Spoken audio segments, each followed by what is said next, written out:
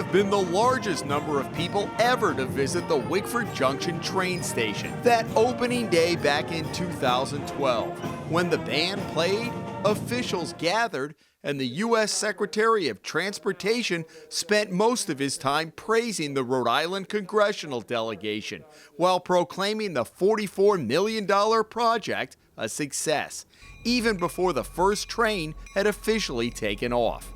Instead, it has been an albatross for the state, a 4-story white elephant that never lived up to expectations and was costing taxpayers $800,000 a year just to maintain. It became a glaring example of some of the legacy issues that were passed on to us. Peter Alviti said when he became DOT director 2 years ago, Wickford Junction was simply costing too much, with the state locked into a nearly $500,000 yearly maintenance contract with the man who developed the $25 million garage, Robert Seo.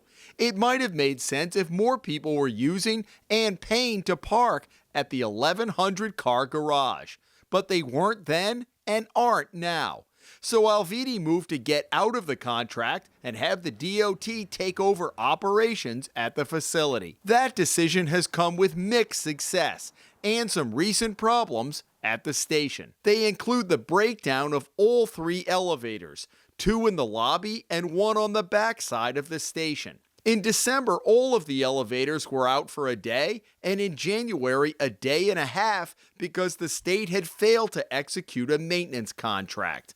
And we found the elevators hadn't been inspected since 2014. That left handicapped visitors with the option of negotiating this ramp from the parking lot up to the end of the platform, or to drive up to the second level and come in on the second floor, but not really knowing that if they were unfamiliar with the layout of the station. The DOT put up these signs right after we inquired about the non-working elevators.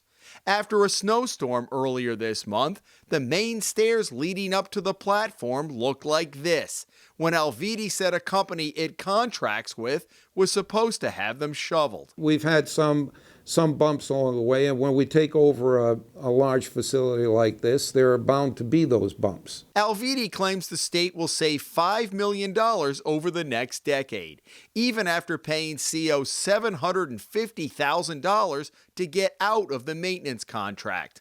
Part of the savings resulted from a decision to eliminate a nearby park and ride and have RIPTA buses stop at the station, allowing the state to sell that land for $2 million and for riders to park in the garage for free.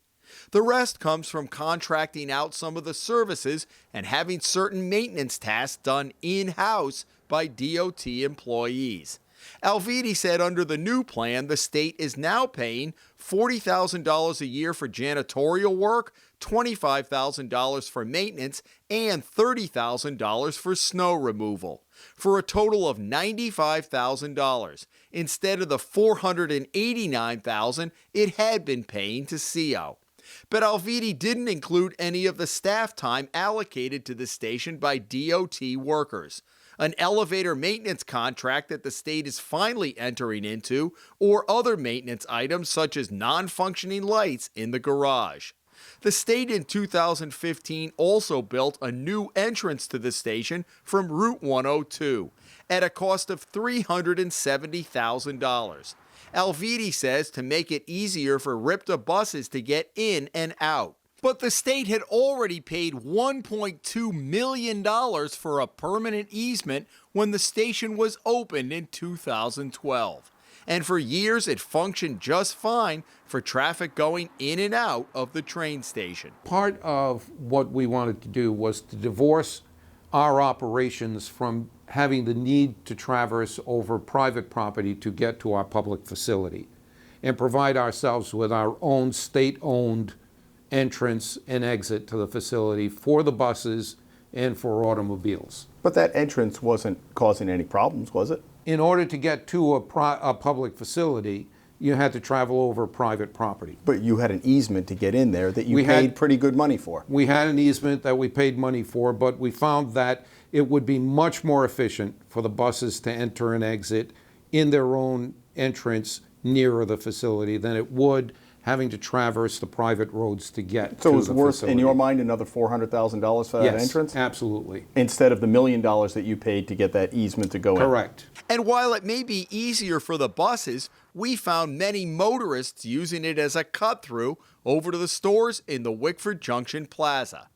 Then there are the elevators. Why are we maintaining and operating 3 elevators in a building that 200 people a day use? The facility itself was certainly built to accommodate a much larger use than it's currently getting. The department has already decided not to repair this non-functioning elevator in the back of the garage and is considering maintaining just one elevator in the lobby and pointing handicapped people to park on the second level or to use the ramp leading to the end of the platform as it did during the recent breakdown. Alvidi's predecessor, Director Michael Lewis, told the Hummel Report in a 2012 interview about why the DOT was paying for a maintenance contract instead of doing it in-house, as the department is attempting to do now. Quote, "We are not operators of transit systems or parking garages." It's not what the state does best.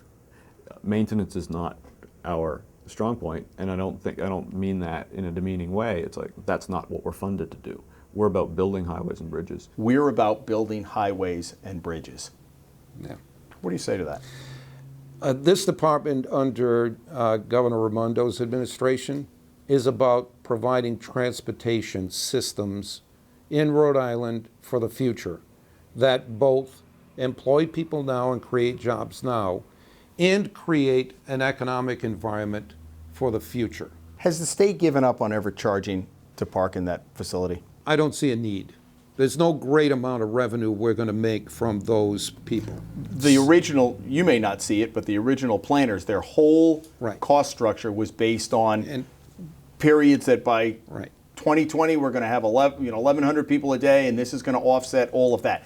That metric seems to have dissolved. So how did that plan work out? Not so good. Not so good. It's also about making a transit system efficient and cost-effective and convenient to people. And I don't think any of those, by charging people parking to go there, wasn't exactly a kind of marketing genius. It was a disincentive for people to go there and use the transit system. Alvidi says taking over the maintenance is part of a multi-phase process aimed at boosting overall ridership of the MBTA commuter trains that service the station. And he still has confidence the state can make the Wickford train service work. And the next phase is finding the sweet spot and determining whether or not the cost of that ride from Wickford into Providence, let's say, is the prohibitive aspect of it. And we'll be doing things during the next 6 months that will pressure test the cost sensitivity on a ticket price to determine if, do we want to charge $0 for it? Do we want to charge the $4 we're now charging for it? Or somewhere in between? So in terms of transit, though, stay tuned. In terms of transit, stay tuned. In terms of specifically getting Wickford Junction more attractive, more riders, Absolutely. whatever, you think you need to change the formula. It's our intent to take as many steps as necessary, and the next one being testing the pressure point of how much a ticket costs to determine whether or not we can affect the ridership in a positive way. In Wickford, Jim Hummel for the Hummel Report.